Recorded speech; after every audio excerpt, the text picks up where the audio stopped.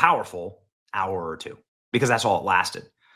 Israel immediately began belligerently bombing Iran, and Iran began responding within literal hours of the ceasefire, leading to President Trump lashing out and saying that Iran violated the peace agreement and the ceasefire agreement. Do you believe that Iran is still committed to peace? Yeah, I do. They violated it, but Israel violated it too. Are you questioning if Israel is committed? Israel, as soon as we made the deal, they came out and they dropped a load of bombs, the likes of which I'd never seen before. The biggest load that we've seen. I'm not happy with Israel. You know, when I say, okay, now you have 12 hours, you don't go out in the first hour and just drop everything you have on them. So I'm not happy with them. I'm not happy with Iran either. But I'm really unhappy if Israel's going out this morning because of one rocket that didn't land, that was shot, perhaps by mistake, that didn't land. I'm not happy about that. You know what? We basically have two countries that have been fighting so long and so hard that they don't know what the fuck they're doing. Do you understand that? In fact, people who have loved ones still being held as hostages in Gaza are encouraging the president of Israel to not only accept the ceasefire with Iran, but to ceasefire in Gaza too, and let's stop the fighting. But there are warmongers in this world. President Trump is not one of them. Guys, if you've never seen me before, my name is Samantha. I'm the owner and operator of a 2-acre farmstead in South Louisiana. I have 2 sons in the military, 1 in the Middle East. So I'm telling you guys, never before have I been more confident in my commander-in-chief than I am right now. Hello, everybody. Welcome back to Starkey Farmstead. So just a little bit of updated news. Both Israel and Iran broke the ceasefire. And I just want to make a point here. I know that there are a lot of commentators on social media that love to say President Trump is in the pocket of Israel. Israel controls America, with your anti-Israel, anti-Jew rhetoric. You guys are fixing to realize nobody can control Trump. I didn't like plenty of things I saw yesterday. I didn't like the fact that Israel unloaded right after we made the deal. They didn't have to unload. And I didn't like the fact that the retaliation was very strong. But in all fairness, Israel unloaded a lot. And now I hear Israel just went out because they felt it was violated by one rocket that didn't land anywhere.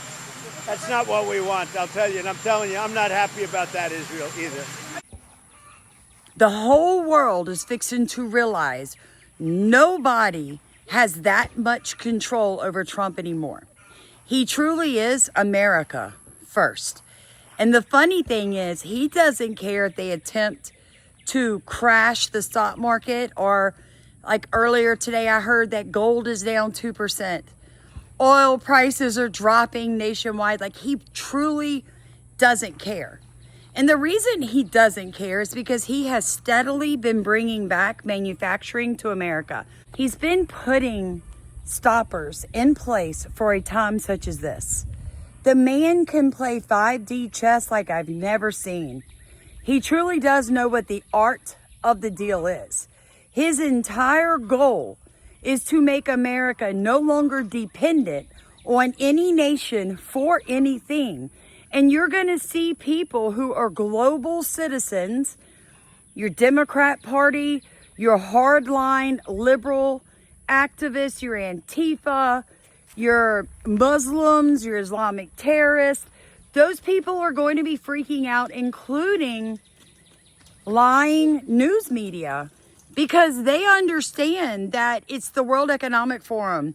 It is the United Nations that pays the Carl Schwabs, that keeps a lot of these NGOs and these leftist terrorist groups going. From you, I'm going to see if I can stop it, okay?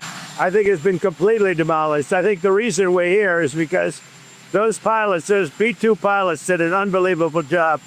And, you know, the fake news, like CNN in particular, they're trying to say, well, I agree that it was destroyed, but maybe not that destroyed.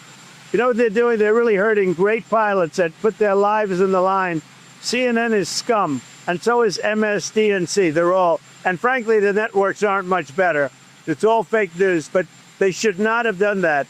Those pilots hit their targets. Those targets were obliterated, and the pilots should be given credit. They're not after the pilots, they're after me. They want to try and demean. You don't believe that Iran can rebuild its nuclear program? No, Iran will never rebuild its nuclear. From there, absolutely not.